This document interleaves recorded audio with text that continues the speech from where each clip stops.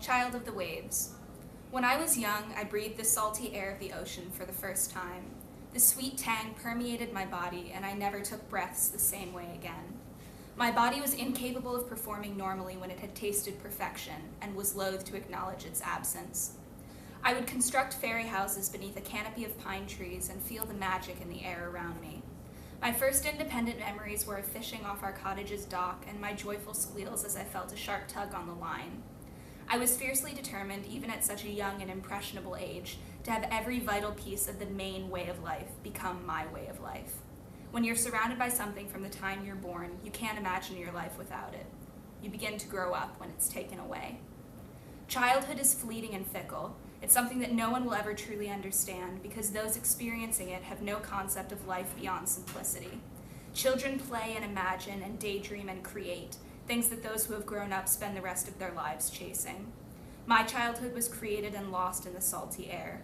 I would lie back and trace lazy circles on my sun-kissed legs while smiling contentedly out of the water stretched out like a canvas before me. I was untouchable. A creature of the sand and surf that was made for nothing but that. When the shoreline would cascade over my toes, I would giggle and feel like it was claiming me, making me more a part of this perfect world. I was nicknamed the polar bear by my family for my capability to dive into waters of frigid temperatures and luxuriate in the seaweed for hours on end. I never felt the cold. That atmosphere was made for me. I was born to exist there. I grew accustomed to ignorance. Upon returning home, I would be bombarded with trivial questions about our trip north. Friends would ask silly things about the weather and the people I had met. They didn't know to ask about how many blueberries stained my teeth that year, or how the wind felt when it made goosebumps sprinkle over my arms. They did not understand the way of the Maine girl. In the same way that they were enraptured by popularity and social alliances, I was drawn to my small collection of sea glass, and would trace the salt-roughened edges with a nostalgic smile of longing. People say that if you love something, you must let go of it to see whether it truly belongs to you. But I could never let go. And somehow we always came back to each other, the girl and the waves, defying explanation, but very much there. There are some songs whose lyrics have the ability to profoundly impact the listener. There's something in their lilting tune or in the heart and soul behind them that takes one's breath away. For me, it was always the song of the water. I would spend hours captivated by the cacophony of sounds and sights that accompanied the ebb and flow of the tides. It amazed me how something that I knew better than my own name and identity could still defy description and continually change as I did. I always felt more comfortable amongst the crashing of the waves than I did anywhere else. No matter where I was, the sea always called me home. But time has its own agenda. Even those structures that seem immortal and untouchable eventually succumb to time's whims. Every little Maine girl must grow up, and things change as she does. Even the most timeless rustic cottage cannot escape its wrath, and even the most devoted child can find herself without a summer home. It felt like dying, that sinking feeling of my world crashing down around me. When you put every ounce of your faith into something and it disappears, the feeling of powerlessness is enough to forever deter you from making attachments again. Not even the blueberry bushes could hold me as I cried, and I could no longer find sanctuary in the village of fairy houses that had been trampled and bulldozered in the name of progress.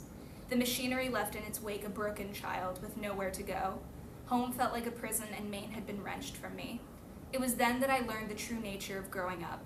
It's not an easy process of acclimation, but a test of will and heart, seeing how much strength one has built up to resist the pain.